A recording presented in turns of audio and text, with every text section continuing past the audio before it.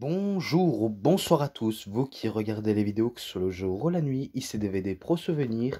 Aujourd'hui, je vais encore m'attaquer sur un DVD de la TNA. C'est le troisième DVD que j'ai, enfin, pas le troisième, on va dire le trois dernier que j'ai. Après, je vais m'attaquer un demain et encore un après-demain. Et après ça, c'est terminé pour les DVD de TNA. Je m'attaquerai sur les pay-per-view de WWE si j'ai le temps. Et voilà quoi.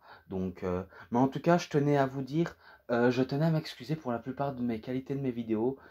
Par exemple, quand je commence à parler, il y a des effets de bugs d'image qui s'installent, donc je décide de m'excuser là-dessus. Donc voilà. Mais en tout cas, je m'attaque directement au DVD. Donc maintenant, tout de suite. Donc, Bound for Glory, toujours édité par Planet Catch, le show événement de l'année. 6 heures de catch non-stop. Selon la critique de Planet Catch, 18 sur 20, Hulk Hogan avait promis un show inoubliable. Il a tenu parole. Donc on voit les catcheurs. On voit Rob Van Dam, Bobby Roode, James Storm, Kurt Angle, Ric Flair, Sting et Hulk Hogan. Donc voilà quoi. Et par contre, je tenais à dire, il y a un DVD bonus. Donc là, on voit la publicité de Planet Catch sur les DVD. J'avais jamais réussi à en commander un auparavant. Et là encore. Et là derrière, on voit des images. Le Sting en mode Joker. Et qu'il a mis le t-shirt de la Hulkamaniac. Et de l'autre, Hulk Hogan avec le t-shirt d'Impact. Tout d'abord, le CD bonus, c'est 2 épisodes d'Impact. Donc voilà, maintenant vous avez l'idée. Je me rappelle, attendez, si je me rappelle bien, de quelques scènements. Mais par contre, il y a des matchs que je sais qu'il y a eu lieu, mais je m'en rappelle plus. Bon, je tenais à m'excuser car on m'appelait. Un petit appel, donc là, c'est que le commencement. Et après tout ce temps qu'on m'a plus appelé, maintenant on m'appelle. De manière inutile, hein, bien sûr. Hein. Du fait que c'est pas à cause de l'image qui bug. Pourtant, c'est quand même bizarre hein, qu'il bug comme ça alors qu'il n'est pas censé bugger. Bon, je disais, je me rappelle que quelques segments et des matchs qui a eu lieu. Et mais après, j'ai pas la liste sous les yeux, malheureusement. J'ai pas la liste qui a affronté qui. Je me rappelle de quelques scènements. Je me rappelle d'un scènement avec Jeff Hardy et Jeff Jarrett, où ils étaient en rivalité. Où Jeff Hardy dit qu'il va acheter un billet pour Bound for Glory pour se pointer. Et Jeff Jarrett, le co-créateur avec son père Jerry Jarrett de la TNA, il refuse qu'il se pointe parce que sinon c'est lui qui le ferait par la force. Et pourtant c'est ce qu'il va faire, donc il n'a pas demandé conseil. Et aussi un scènement où le Hogan dit qu'il allait prendre sa retraite. Donc il a dit publiquement qu'il allait prendre sa retraite, que pour lui ce symbole de la Hulkamania pour la TNA, c'est symbolique pour lui. Donc ça c'est ses propres paroles. Mais après Sting en mode Joker, il se pointe, il trouve une vidéo de lui et Eric Bischoff en train de discuter avant que ça commence, pour faire croire qu'il allait prendre réellement sa retraite et que les gens ont tous mordu à l'hameçon. Donc ils ont menti en gros et Hogan il s'emporte face à Sting et il dit je vais t'affronter à Bound for Glory. Et si tu gagnes, tu récupères, on va dire, les rênes de la TNA à toi et Dixie Carter. Donc ces paroles qui sont sorties de sa bouche de manière maladroite, sont maintenant officielles.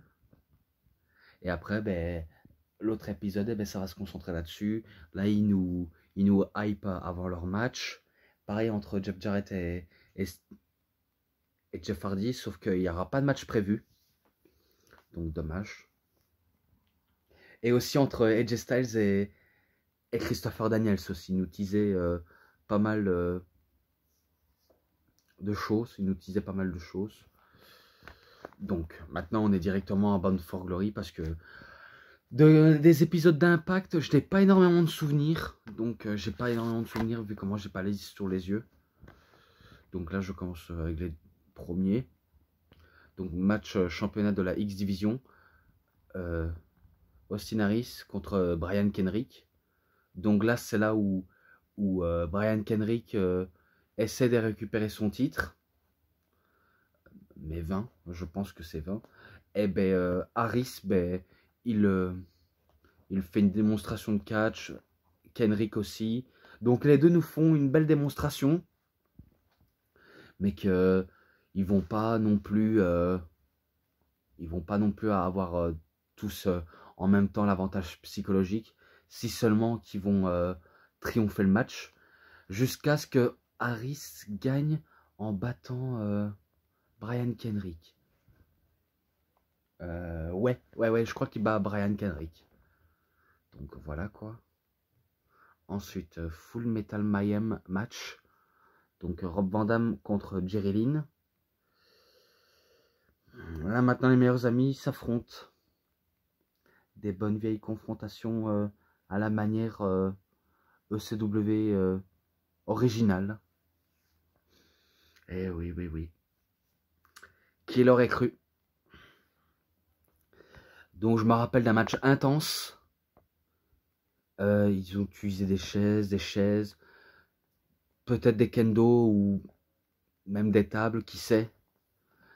Mais bon, ils nous ont tissé tout ce qu'ils savaient prendre sur la main.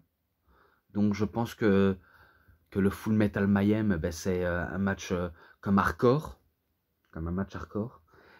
Et si je crois bien, je vais dire si j'ai raison ou pas, mais je crois que c'est Rob Van Dam qui bat Jerry Lynn ou Jerry Lynn qui bat Van Dam. Et en plus, on voit même Bobby Roode et Rob Van Dam là, Sting et Hulk Hogan. Donc j'avais oublié de dire ce qu'il y avait dans les images. Je dis ça de manière provisoirement, mais quand je vais voir le résultat, je pense que je pourrais pas me tromper. Je le pense, hein, j'en suis pas sûr, mais je le pense. Ensuite, match triple menace. Samoa Joe contre Grimson contre Matt Morgan. Donc un super poids lourd et deux super géants qui s'affrontent. Le Blueprint, le fou bagarreur qui est Grimson et la machine de soumission Samoan. En collision. Si je crois bien, ben, il se donne coup pour coup, même si c'est basique. Je pense que c'est trop basique. Et ils essaient de trouver l'un des points faibles d'un des maillons faibles du participant à ce match. Donc moi je pense que Grimson et Matt Morgan ont peut-être dit que Samoa Joe était un maillon faible. Donc on va l'affaiblir le Samran. Donc ils ont voulu donner des coups, etc. Et après, si je crois bien, je crois que c'est Grimson qui bat Samoa Joe et Matt Morgan. Ou alors c'est Matt Morgan qui bat Grimson et Samoa Joe. Ou l'inverse, Samoa Joe qui bat Grimson et Matt Morgan. Pas de souvenir. Je manque cruellement de souvenirs des vainqueurs. Hein. Mais je vérifierai. Et je vais faire comme j'ai fait avec mon ancienne vidéo. Je vais noter bas et victoire. Donc bat, ça veut dire avoir gagné. Et défaite, ben, c'est le perdant qui a perdu. Donc je vais faire comme j'ai fait avec ma précédente vidéo. Et pas vidéo. Donc voilà. Mais par contre, j'ai oublié de noter. Celui-là, je le mets... ouais, ça me prend le dessus. Hein, ça me prend le dessus. Je vous mens pas, mais ça me prend le dessus. Hein. Mais le match entre Austin Harris et Brian Kendrick, je crois que j'ai oublié de noter. Pareil pour l'autre et l'autre aussi. Je crois que celui-là, je le mets un 3,5, celui-là un 3,20 et celui-là un 3,10. Donc je vois là. Ensuite maintenant, Falls Count Anywhere match. Les tombées peuvent se faire n'importe où dans cette salle. Bully Ray contre Mr. Anderson. Deux combats entre deux grosses personnalités. Eh oui, oui, oui. Là, en plus, on voit qu'il fait un big boot. Et Joe, il fait son fameux topé suicidaire avec le coude. Kenrick se défend. Jerry Lynn fait une German suplex à Van Damme. Et là, je crois que c'est Tara qui fait une clé de bras à Mickie James. Et Jay Styles qui fait un coup d'accord à linge à Christopher Daniels. Sting qui saigne, Hogan saigne, mais qui la sonne un coup de poing. Et Bobby Roode, ben, il fait un crossface. Donc voilà, je cite tout ce qu'ils font comme prise, même si j'aurais dû noter avant. Et ben là, pareil, beaucoup de tension et un peu de psychologique. L'un des deux doit sûrement lâcher si ça peut l'être, mais malheureusement, ben, un des deux va rester vainqueur. Excusez-moi, j'ai dû boire. Mais au moins, j'ai pas de souvenir, hein, mais j'ai pas de souvenir comme prise qu'ils avaient effectué, mais je dois me tromper, mais peut-être que c'est une victoire d'Anderson ou Ray, je crois. Peut-être. Ah, parce que vu comment ils étaient en extrême tension, pour moi, ça me semble évidente. Oh là là, choisir, c'est un peu difficile. Pourtant, ça fait pas mal de temps que j'ai vu ce DVD, je m'en rappelle même plus. C'est ça le pire. Hein. Je vous cache pas, c'est ça le pire. Hein. C'est pour ça que pour moi, il me faut du temps pour regarder et vous citer les vainqueurs. Et aussi, quand je fais pas de vidéo YouTube, eh ben, j'aime mieux quand on me laisse un petit peu tranquille pour regarder les DVD que j'achète. Donc c'est un peu pour ça que je souhaite un petit peu la paix. Mais bon, au moins, ça sert à quelque chose de faire une review. Donc, au moins, si jamais vous dites publiquement, par exemple, si vous faites un unboxing, ça peut-être que je ferai une prochaine fois un unboxing. Si j'ai un DVD à avoir, donc ça je vous le dirai peut-être. Peut-être si jamais je fais une vidéo, on va visiter ensemble, enfin, visiter, non. Regardez ensemble. Oh, pardonnez-moi. J'ai lâché un re, mais c'est pas grave. Mais on regardera ensemble.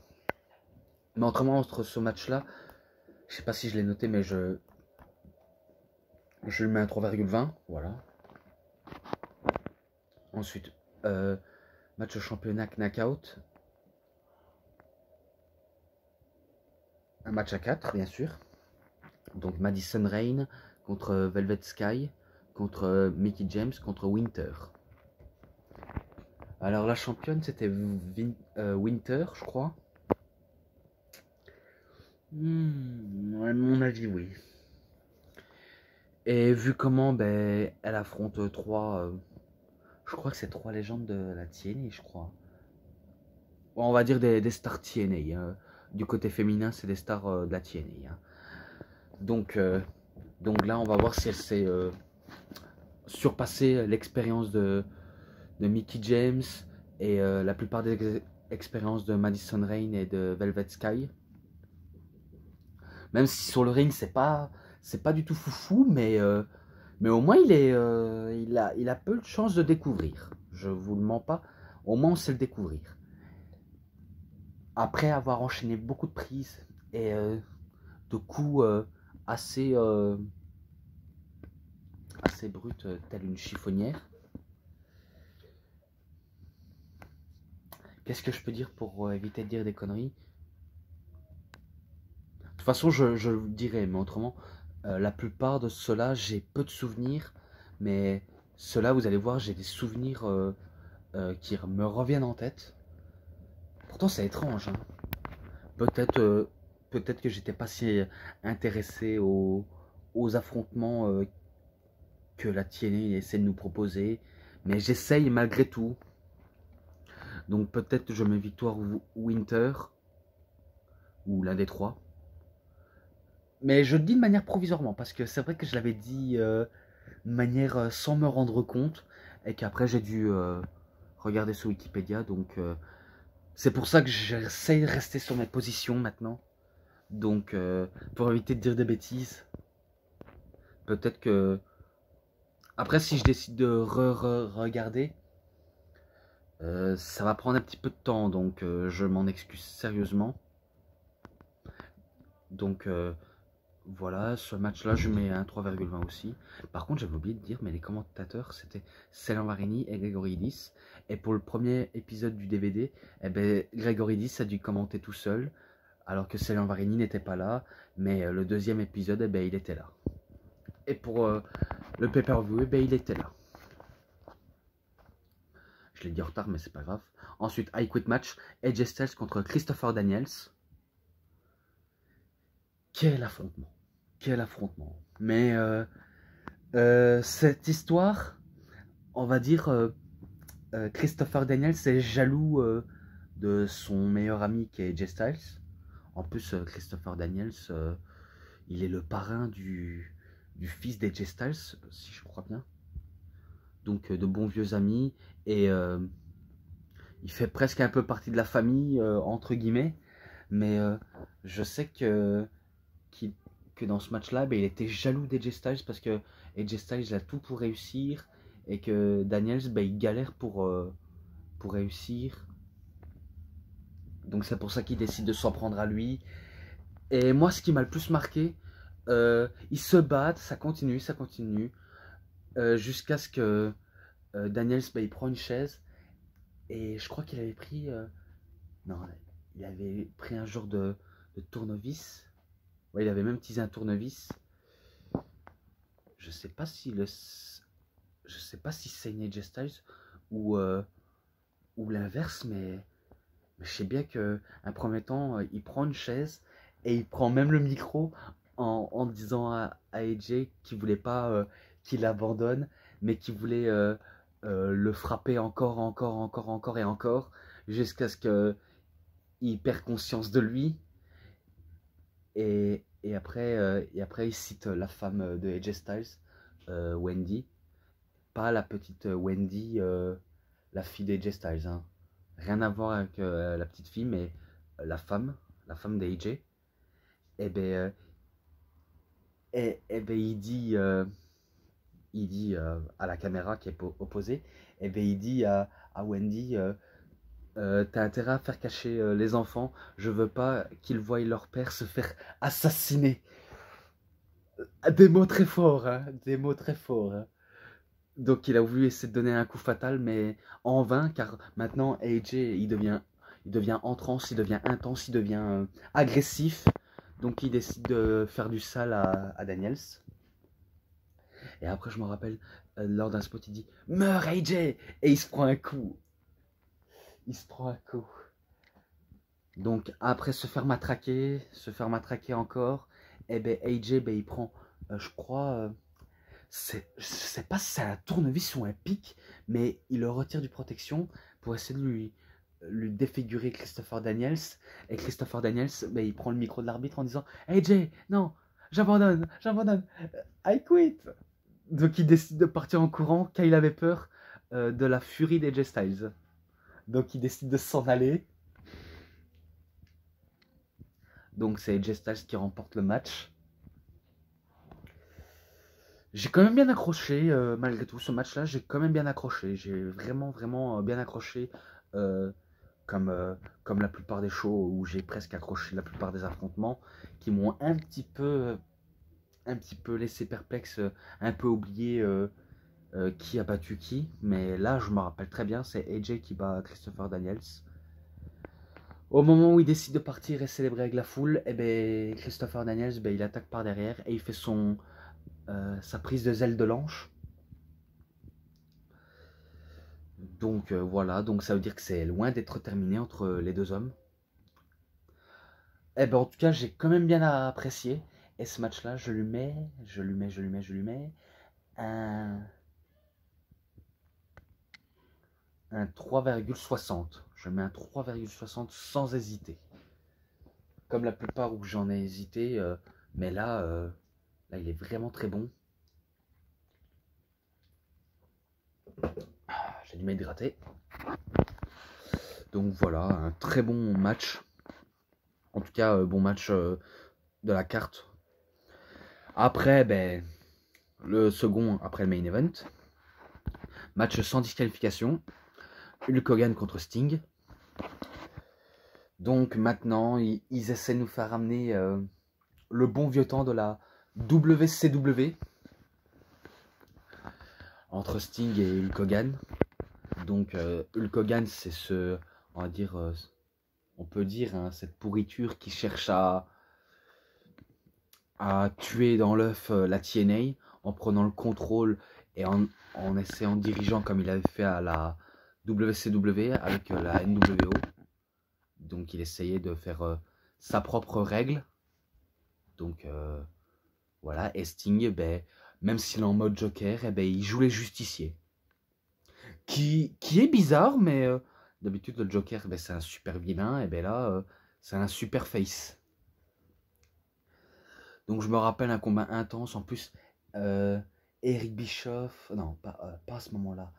Ric Flair était à l'extérieur du ring pour encourager Hogan. Et du coup, ben, Sting, il est seul contre deux grosses légendes. On croyait que ce serait l'avantage. Presque finalement. Je me rappelle quand Hulk Hogan prenait le dessus. Mais après, il faut savoir que ça a duré un petit court. Hein. Un petit court moment qu'ils prennent le dessus. Hein. Et même si sur le ring, c'est pas du grand art, je vous le cache pas, c'est pas du grand art, mais c'est de la bonne histoire racontée. Et je me rappelle, Hogan essaie d'en finir, mais Sting, ben, il fait un sharpshooter sur le Hogan, et si je crois bien, il le fait abandonner. Ou alors il porte un Scorpion Deathlock, je crois qu'il porte un Scorpion Deathlock, et il le bat.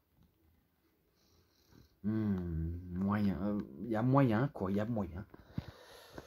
Donc, victoire de Sting, et à la fin, ben, Immortal, ils attaquent Sting, et Sting, ben, il demande de l'aide à Hulk Hogan. En plus, Immortal, ils étaient accompagnés de Eric Bischoff. Donc, cette fois-ci, ben, Hogan et Sting, ben, ils s'associent pour détruire Immortal, et même anéantir Flair et Eric Bischoff. Donc voilà, et ça se célèbre de manière respective. Donc voilà, j'ai apprécié, malgré que c'était pas si impressionnant, mais ce match-là, je le mets un 3,40. Donc c'est le plus flatteuse, donc voilà, il conviendra peut-être à certains. Ensuite, le main event, championnat du monde poids lourd de la TNA, Kurt Angle contre Bobby Roode. Là, Kurt Angle, ben, il défend son titre, et Bobby Roode, ben, là, il joue sa dernière carte maîtresse. Donc, il a tout à perdre ou à gagner. Donc, il sait qu'il a en face sa chance. Donc, il décide de ne pas le rater. Donc, il décide d'essayer de déterminer à battre Kurt Angle. Donc, il tente tout, hein, des crossface, une perfect suplex, spinebuster, le neckbreaker aussi, et quelques prises à gogo. Et surtout, des impressionnants techniques de lutte de Kurt Angle. Donc, Angle se montre si intense quand il se bat sérieusement. Comme il a toujours été, en tout cas. Je me rappelle au moment où Roode était déterminé à gagner. Donc, on était sûr qu'il allait gagner. Et bien finalement, Kurt Angle, il tourne la situation. Et si je me rappelle bien, il fait le tomber, mais il met un pied sur la corde, Kurt Angle, en battant Bobby Roode.